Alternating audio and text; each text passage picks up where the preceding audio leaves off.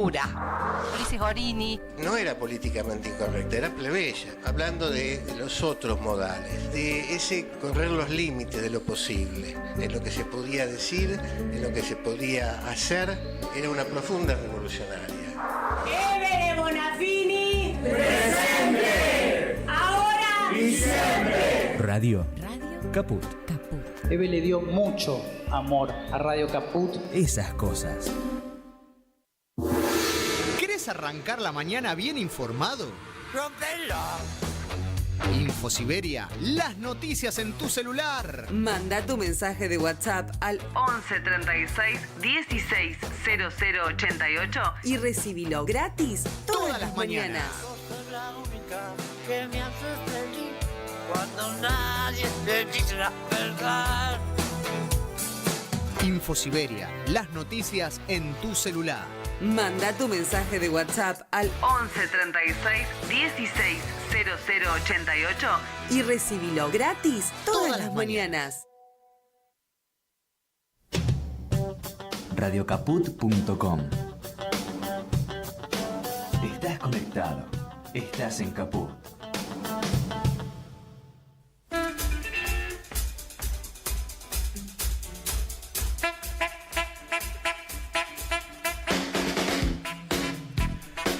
Buenas tardes, oyentes de Radio Caput. Esto es Hasta que todo sea como lo soñamos. Mi nombre, Ricardo Capdevila, y pretendo acompañarlos en esta tarde de viernes, feriado, para contribuir con la reflexión de lo que estamos viviendo, de la distopía que estamos viviendo. En este programa tendremos como invitado al presidente de la Confederación de Jubilados y por Zoom al vicepresidente de la Confederación, en representación del sector de discapacidad. Agradecemos a todos los integrantes y técnicos de esta querida Radio Caput, a quien dirige el emprendimiento, Juan Martín Ramos Padilla, al operador técnico que hace maravillas para ponernos al aire, Martín Loza, pero también a Tatiana Ibarra, Jorge Pardés e Ignacio Sábato. La reflexión de hoy la titulo con una pregunta. ¿Hay déficit cero? Para empezar, definamos de manera simple qué significa tener déficit.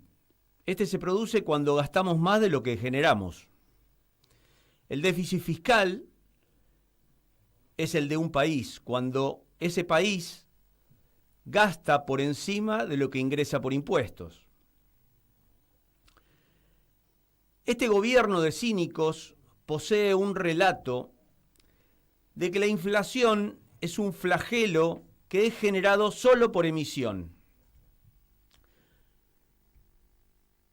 para cubrir el déficit fiscal. Por eso, su obsesión de eliminarlo. Y ya arranca con una mentira, dado que la inflación no tiene ese único origen.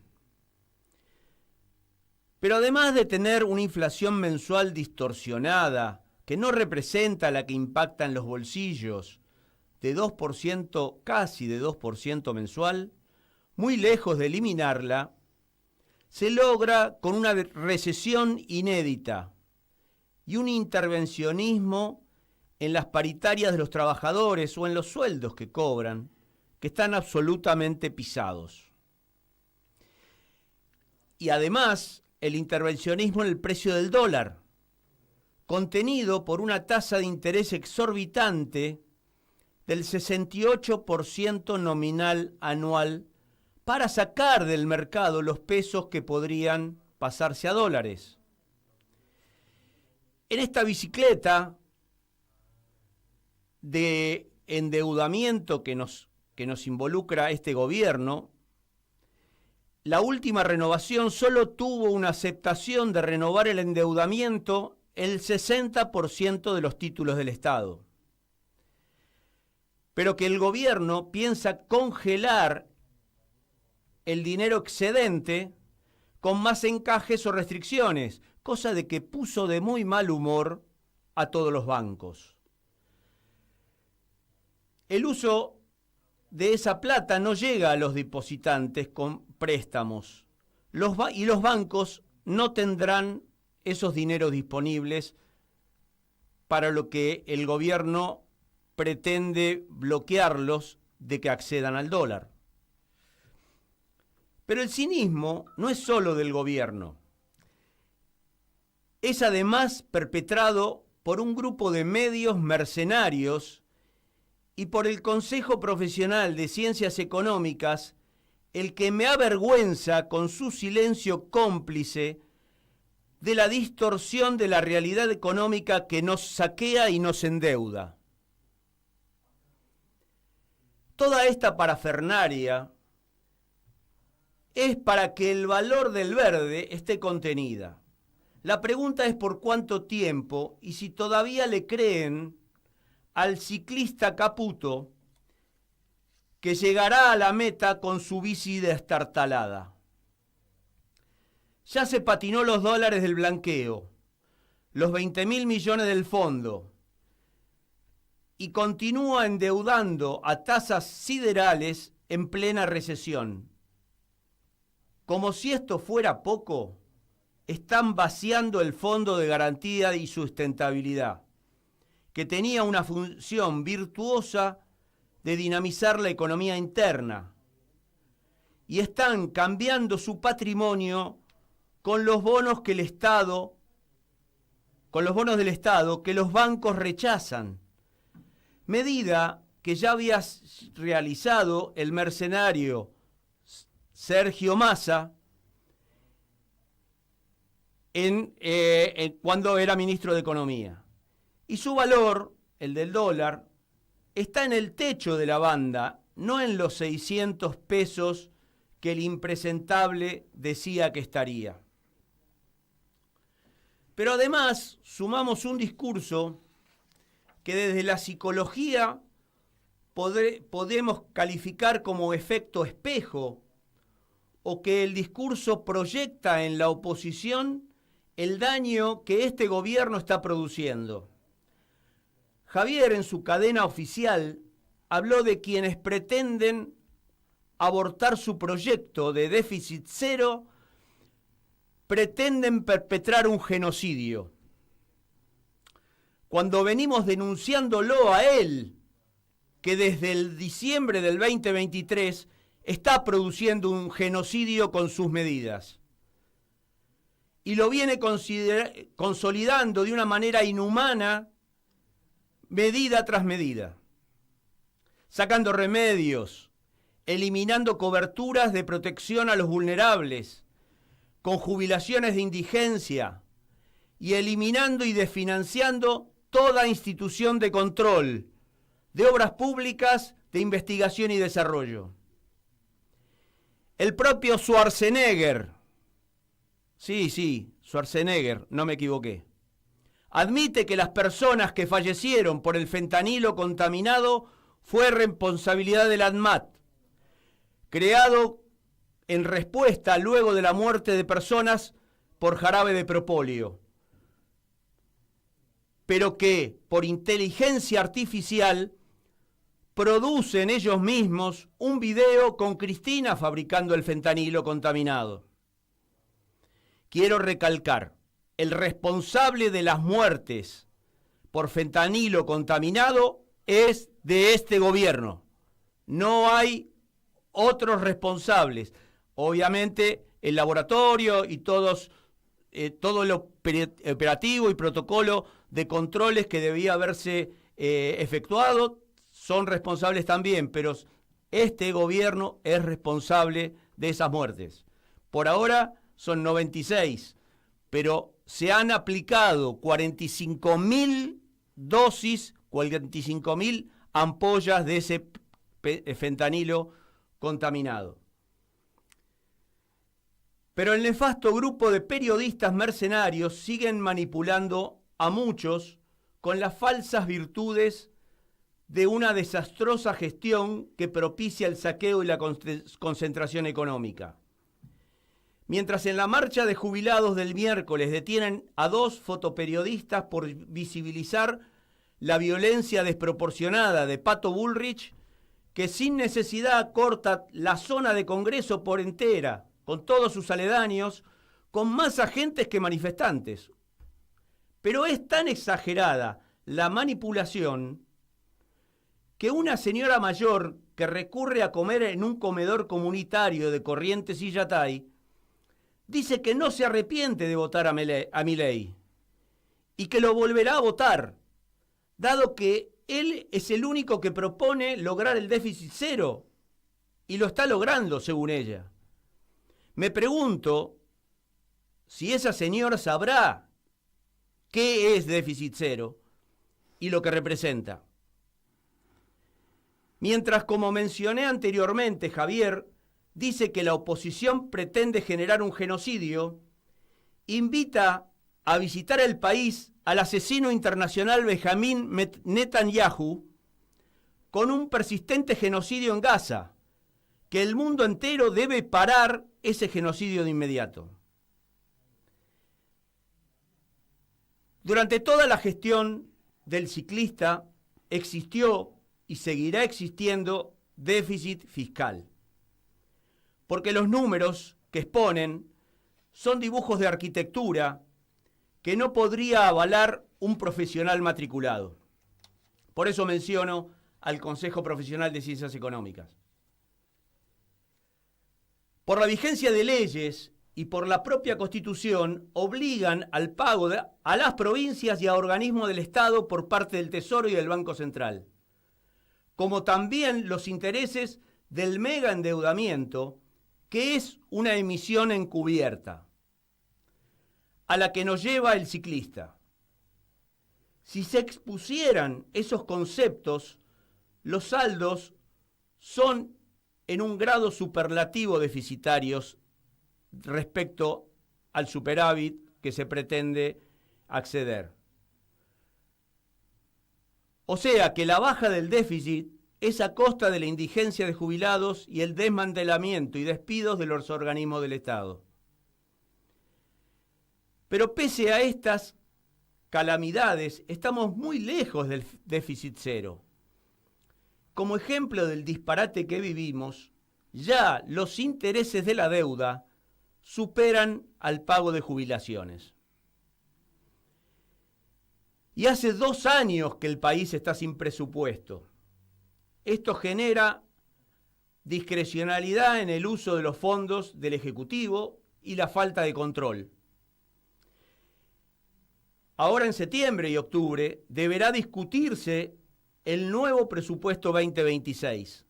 Veremos si convocan a profesionales de las ciencias económicas, a arquitectos o a mercenarios que lo respalden. Yo vengo proponiendo que sea la ciudadanía que lo apruebe en una consulta popular vinculante. Por una patria con justicia social, soberanía económica y libertad política, seguiremos manifestándonos en las calles como forma de ejercer el poder popular. Ahora vamos a ir con un tema musical que, no es el estilo del programa, pero que nos recuerda que en el siglo XX vivimos desde el siglo XX en un cambalache. Allá vamos.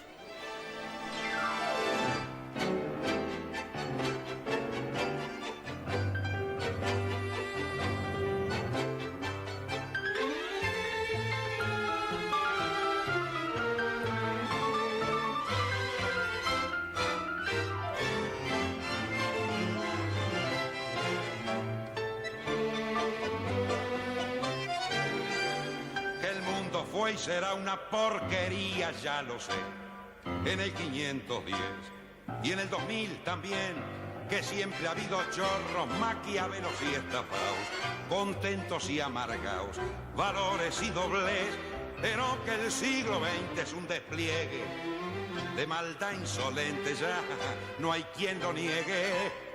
Vivimos revolcados en un merengue y en el mismo lodo, todos manoseados. Hoy resulta que es lo mismo ser derecho que traído. Ignorante, sabio, chorro, pretencioso, estafador, todo es igual, nada es mejor.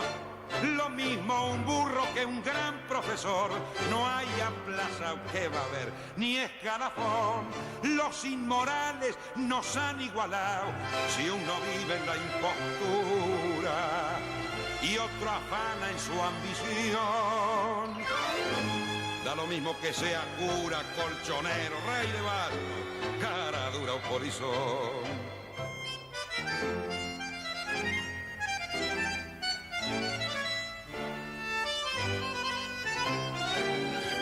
Qué falta de respeto, qué atropello a la razón. Cualquiera es un señor, cualquiera es un ladrón, mezclado con Toscanini, Escarface y Napoleón, Don Bosco y Lamiñón, Carnera y San Martín, igual que en la vidriera irrespetuosa de los cambalaches, se ha mezclado la vida y herida por un sable sin remache, ves llorar la Biblia junto a un calefón. Siglo XX, cambalache problemático y febril. El que no llora no mama y el que no afana es un gil. Dale nomás, dale que va, que allá en el horno se vamos a encontrar. No pienses más, séntate a un lado, que a nadie importa si naciste honrado, si es lo mismo el que labura noche y día como un buey, que el que vive de las minas, que el que mata, que el que cura, o está fuera de la ley. Bueno, un mensajito. Si aún no recibís Infosiberia, envía un mensaje de WhatsApp al 11 36 16 0088 y lo vas a recibir todas las mañanas en tu celular. Además, suscríbete al canal de WhatsApp de Infosiberia.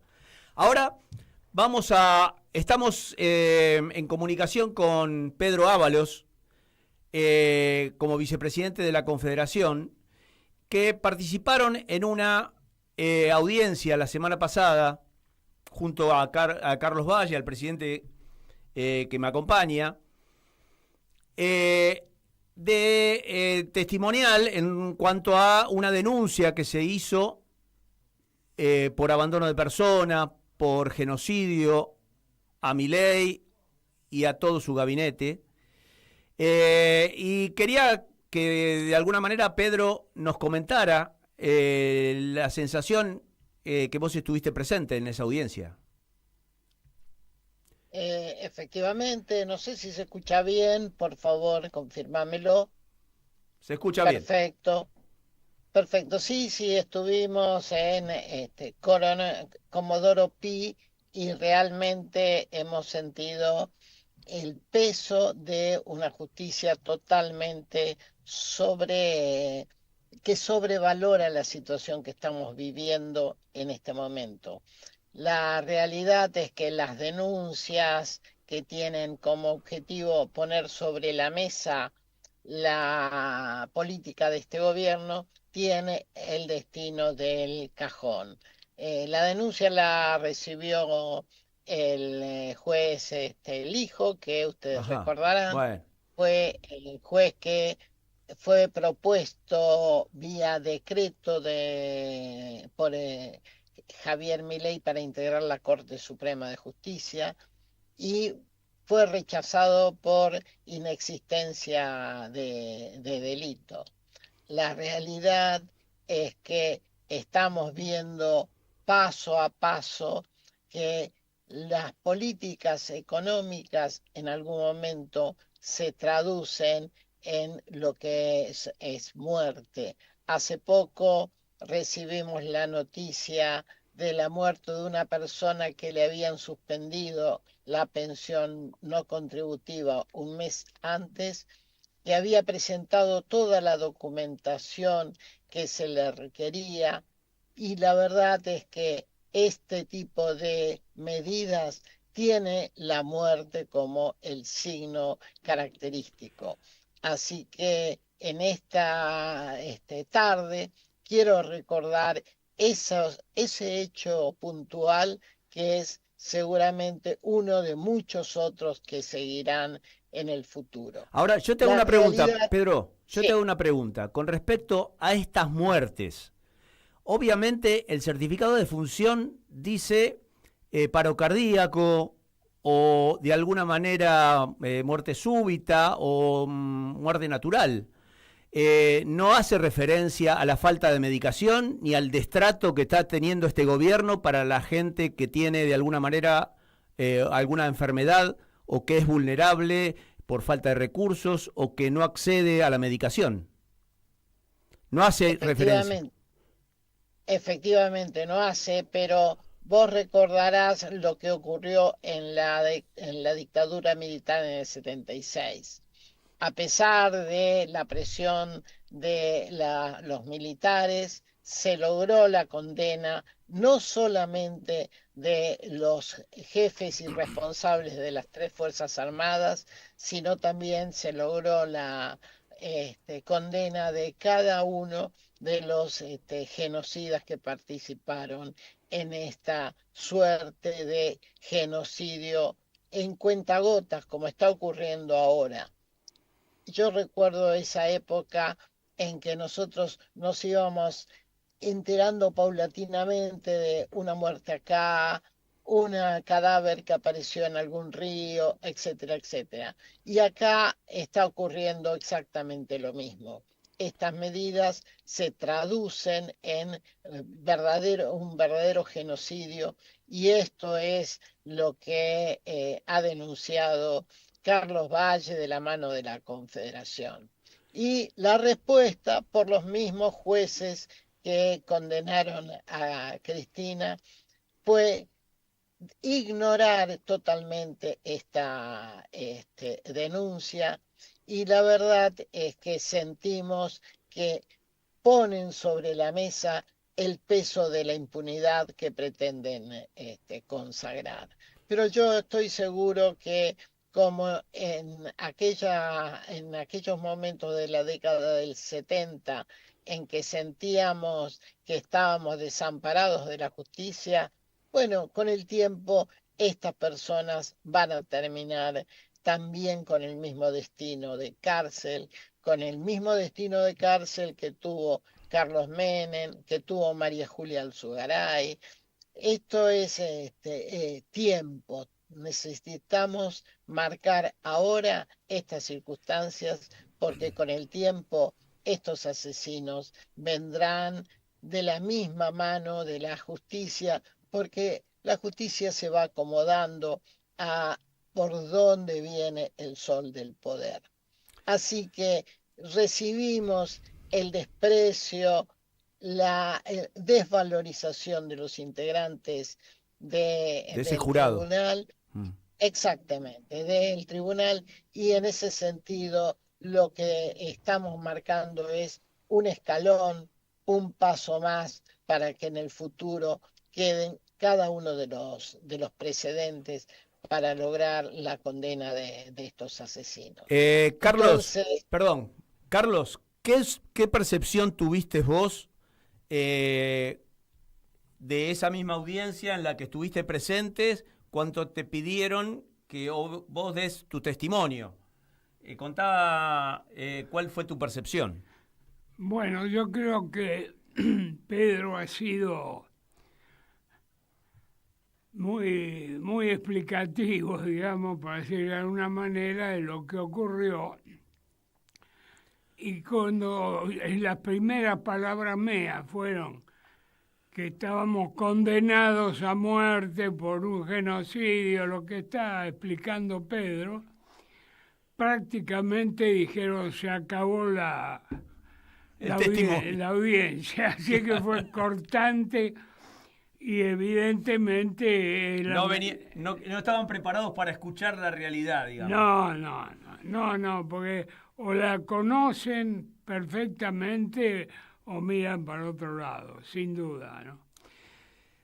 Bueno, qué lamentable, estoy pensando, ¿no? Estoy reflexionando de no haber aprovechado el gobierno de Alberto para con dirigentes al mando en la gestión del PAMI, de haber normalizado el PAMI, ¿no, Pedro? Porque hoy tendríamos una asistencia al mayor, al adulto mayor, al jubilado, en un instrumento que es el PAMI, de una obra social la más grande de Latinoamérica, asistiendo con un presupuesto asignado por el gobierno, por el presupuesto, como ente autónomo, autárquico.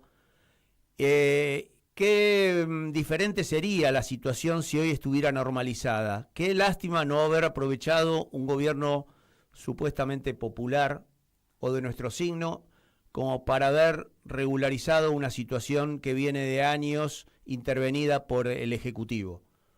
Una reflexión, Pedro.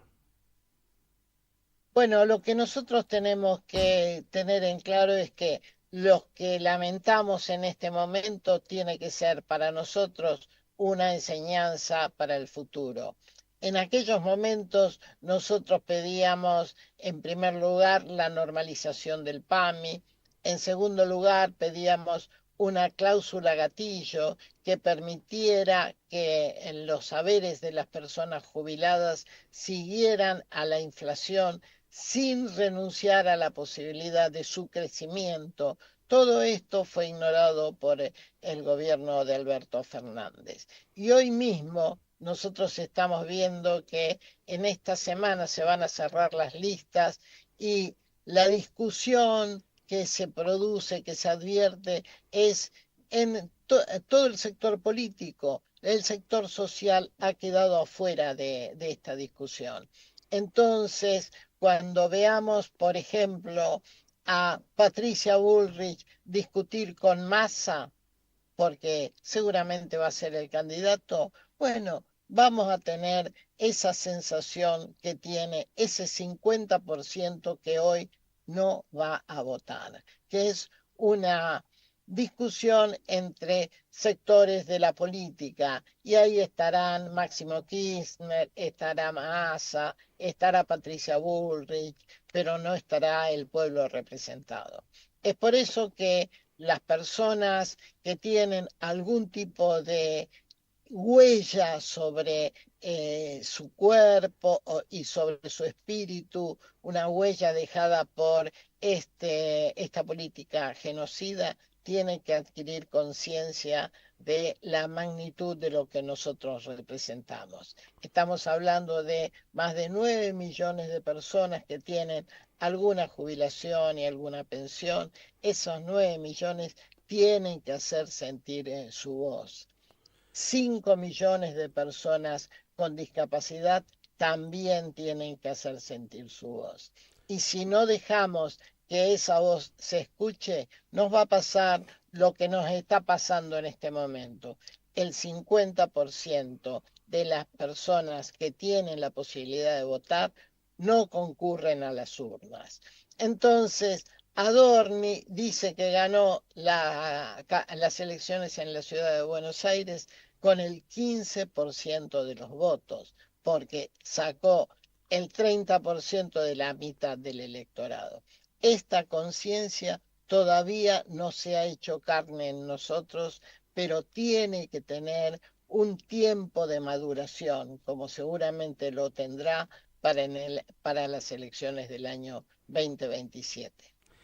A ver, Carlos, una reflexión respecto de el tema del PAMI, el tema de la realidad, lo que dice Pedro respecto a las elecciones. Bueno, en cuanto al PAMI, hace años que venimos pidiendo la normalización, cosa que es muy difícil para los gobiernos, porque se trata de una caja muy importante y es un ente público de derecho privado, o sea, es la obra social de los jubilados con administración tripartita en base al aporte de los jubilados, de los trabajadores en actividad y del Estado. No es estatal, pero esta gente hace caso omiso a todo y nosotros seguimos reclamando porque los medicamentos que no son gratuitos sino sin cargo debían haberse seguido otorgados. Pero evidentemente para esta gente es todo como si fuera una caja privada de ellos. El Estado es la propiedad privada del grupo que está gobernando y de los amos del grupo que está gobernando. Pero es imprescindible, porque lo han asaltado de una manera impresionante. Jefes de sector que se han fijado su propio sueldo. Pasa algo similar a lo de ANSES. Plata no hay para los jubilados, para los pensionados, pero ellos están llevando todo el dinero y en el caso particular del gabinete y los más cercanos, están engrosando sus cuentas en las guaridas fiscales que ya conocemos y que controla Estados Unidos. O sea, Estados Unidos les ha dado, en nombre del eje del mal, una licencia para matar y para endeudar al país. Para condicionarlo.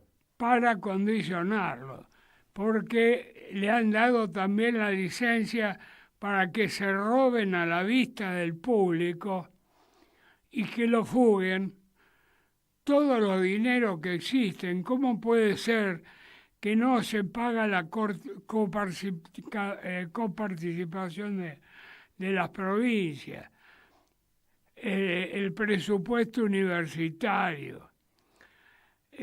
Los jubilados han sido privados casi del 60% en un año y medio y más del 95% está por debajo de la línea de indigencia.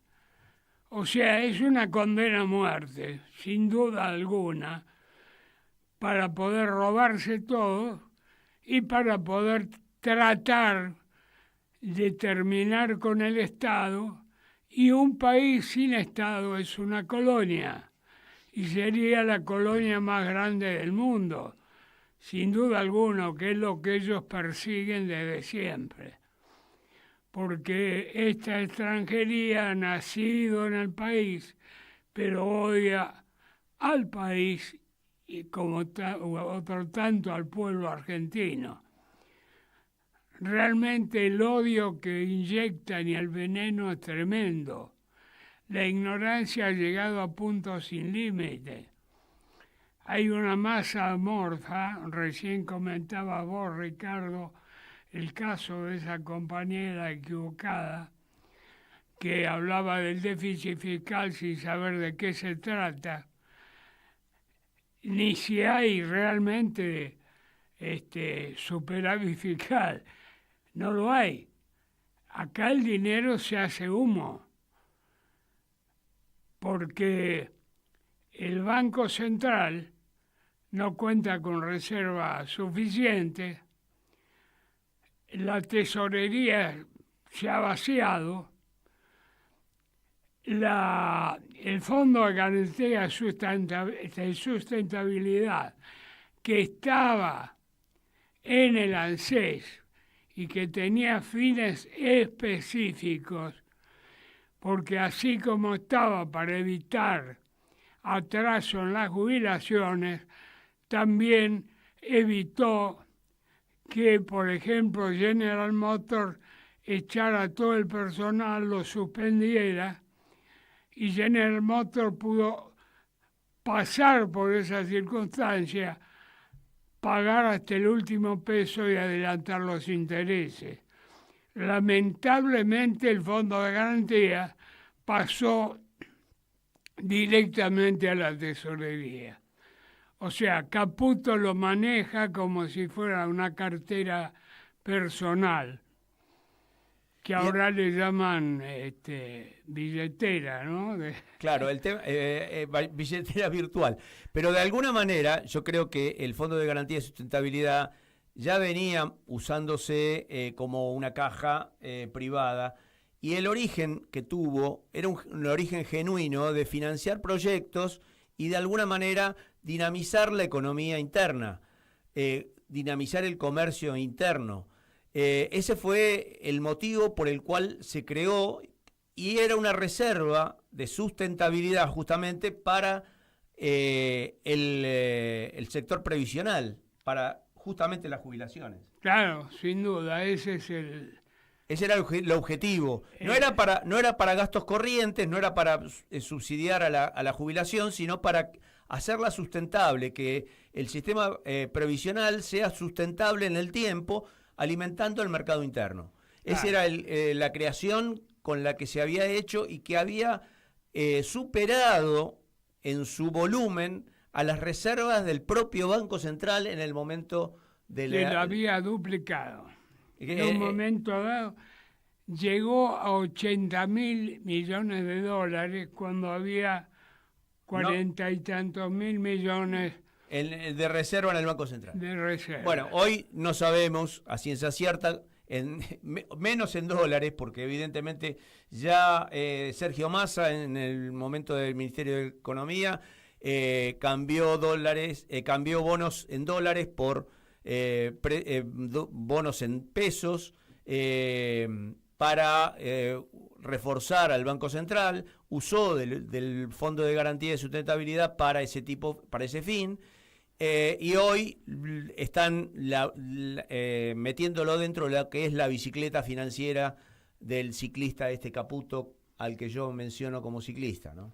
Sí, realmente no se puede comparar nada con esto. Esto es algo inédito, insólito, diría yo.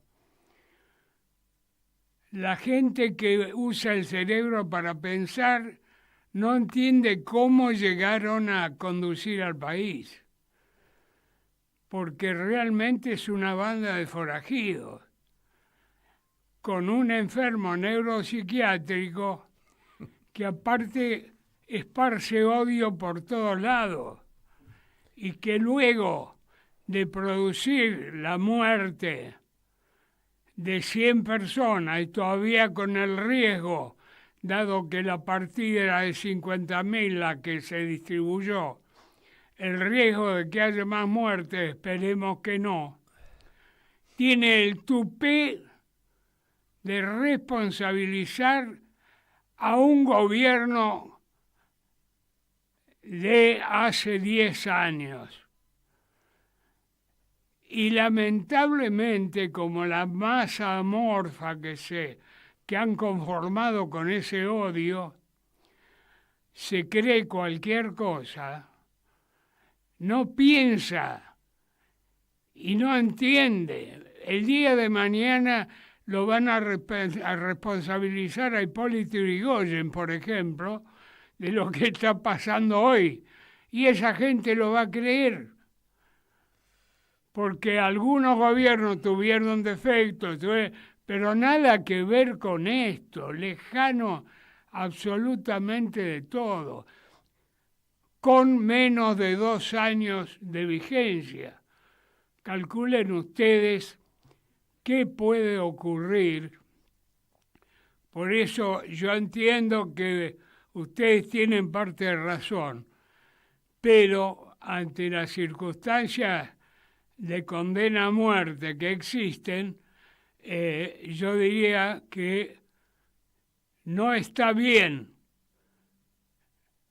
no incorporar al sector social o parte del sector social, pero que hay que ir a votar porque si no vamos a ser responsables de que esto se agrave.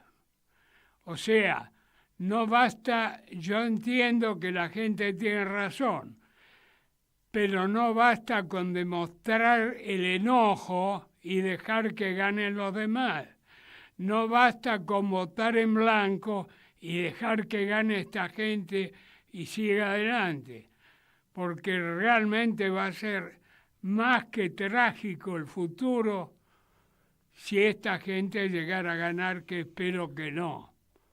Pedro, te hago una pregunta respecto a el tratamiento que van a tener en las cámaras semana que viene o la otra respecto a los vetos. ¿Pensás que esas sesiones pueden llegar a tener una incidencia dentro de las próximas elecciones? ¿Depende del resultado de esas votaciones? Para mí van a tener una incidencia muy importante. En primer lugar, porque no solamente son las próximas sesiones donde se va a tratar la insistencia de los proyectos de ley y eso va a permitir superar el veto de Javier Milei. Porque ya Milei planteó el paso siguiente, que es judicializar.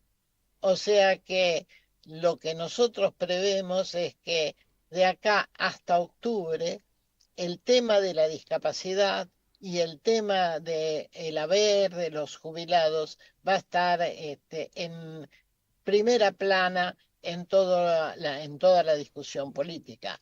Por eso nosotros insistimos tanto en que tiene que haber representantes del sector en las listas. Y si no los hay, bueno, tendremos que replantear nosotros cuál es la estrategia para hacer pesar 9 millones de personas jubiladas y pensionadas, 5 millones de personas con discapacidad. Este es el mensaje que nosotros le tenemos que dar a ese 50% que hasta ahora no ha ido a votar. Así que, como vos bien marcás, el signo de estos 3 meses hasta las elecciones de octubre va a ser la presencia de la temática de la discapacidad de los jubilados, cómo va a ser la presencia de las instituciones científicas, cómo va a ser la presencia de la temática del financiamiento universitario. Entonces, para nosotros, esto tiene que marcar el signo de este proceso electoral que terminará en las elecciones de octubre. Bueno, a ver, les dejo una reflexión para ambos antes de dar por cerrado el programa respecto a qué esperan ustedes de este gobierno de nada, pero de alguna manera qué expectativas tienen en las próximas elecciones y de alguna manera qué proponen o qué se propone o qué se debería proponer desde un sector popular como el que representamos. Bueno, evidentemente este gobierno desconoce la Constitución Nacional de entrada, desconoce el derecho en todos sus aspectos, los derechos de la población, de todos los sectores de la población, porque es una atrocidad que se hable de judicializar la política si la política no hace lo que nosotros queremos que haga. Eso demuestra la bestialidad, porque la fuerza es el derecho de las bestias. Y para llegar a eso hace falta un autogolpe que esperemos que no se dé, porque pienso que no vamos a poder seguir adelante, que la cosa se va a poner muy difícil. Ahora, tenemos la obligación de caerle a los diputados, a los nuestros, en forma permanente y por cualquier medio hacernos escuchar. Queríamos tener voz en el Congreso, no se pudo, pero insistiremos. vamos a luchar mientras nos quede vida, Pedro, ¿no? Pedro. Efectivamente, para nosotros ese es el camino. En la realidad lo que está ocurriendo es que nos ignoran y bueno, tendremos que hacer sentir el peso de nuestro número en las próximas elecciones. Y concluido esta etapa electoral, tenemos que reflexionar nosotros sobre cuál es el camino que tenemos por delante para que nuestra voz se escuche.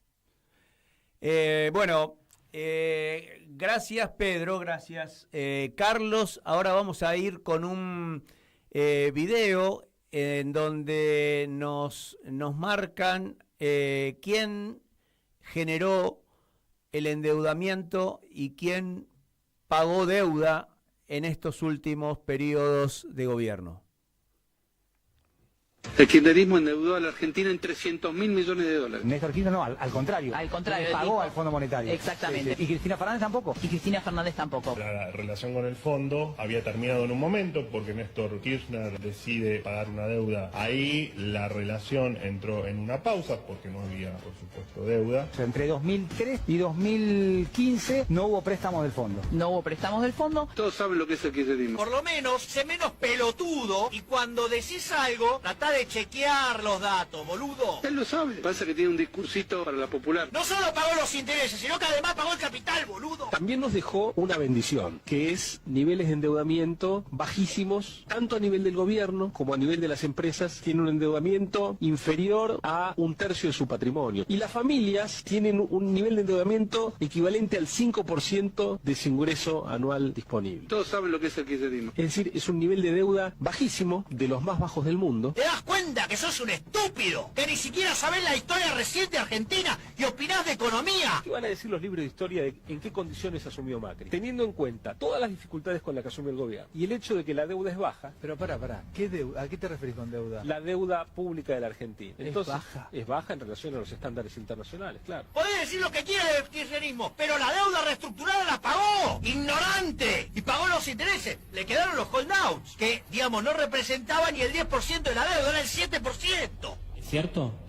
Sí, por supuesto. ¿Te das cuenta la pelotudez que dijiste? Tratá de chequear los datos, boludo. A ver, en un país normal, los países pagan su deuda. Néstor Kirchner decide pagar una deuda. Vos te endeudas efectivamente porque alguien pagó de más. Vuelve el fondo con Macri. El gobierno de Mauricio Macri recurre al Fondo Monetario. He decidido iniciar conversaciones con el Fondo Monetario Internacional. Otra vez nos fuimos a la B, otra vez un préstamo al Fondo Monetario Internacional. ¿Sabes qué? Si yo fuera ministro de Economía, digamos, o tuviera cargo del Ejecutivo, claramente, digamos, no estaría en el Fondo Monetario Internacional. ¿Quién paga el ajuste? El que paga el ajuste, el agente de trabajo, la gente de laburo, los emprendedores. Lo paga el sector privado. ¿Implica castigar a generaciones futuras o implica castigar a los pobres con el costo inflacionario? Ya empezaron. Ahora con el tema de las tarifas. Los comerciantes, los productores agropecuarios, los monotributistas, los autónomos, los empleados en relación de dependencia. Se destruye la actividad, el empleo, los salarios reales, que aumentan los pobres, los sindicatos. O sea, que el fondo es una institución perversa. Porque cuando un país está, después de hacer un montón de zafarranchos y que ya nadie lo financie y está a punto de explotar, ¿qué hace? Pone la guita. A ver, hay que entender acá que vos no sacás un crédito para ninguna otra cosa que no sea sobrevivir. Vas a pedir un préstamo. Préstamo del Fondo Monetario, por ejemplo. El día que se termine el financiamiento afuera, ¡esto es una piña! Estamos en manos de ineptos, gente que no está apta para gobernar. Bueno, a ver, es la realidad. Más allá de la forma en que fue editado, lo que se dice es real. Incluso los improperios que emite Javier Milei en favor del kirchnerismo. Evidentemente, no soportan un archivo estas personajes, ¿no es cierto? Bueno, a ver, para despedirnos, mañana sábado 16 de agosto, de 16 a 18, en Humberto Primo 1401, se va a hacer un taller propiciando el urnazo, O sea, ¿qué significa? Es una técnica artivista a los efectos de revalorizar lo que es el voto. ¿Cuál es el sentido del voto? De conservar derechos, de participación ciudadana, y los esperamos mañana, de sábado 16, de 16 a 18, en Humberto Primo, 1401. Por ahí, por esa dirección, no les parezca una referencia, pero es justo enfrente a la casa de Cristina, en San José y Humberto Primo. En la esquina hay un bar, ahí es el taller. Bueno, cerramos el programa, los espero el próximo viernes a las 15 horas y nos vamos, como hacemos habitualmente, con Charlie. Tuve un amor en Paraguay, una flor que se quemó mal. No acabé a decir que sí, que se sacó el toque y me lo dejó a mí.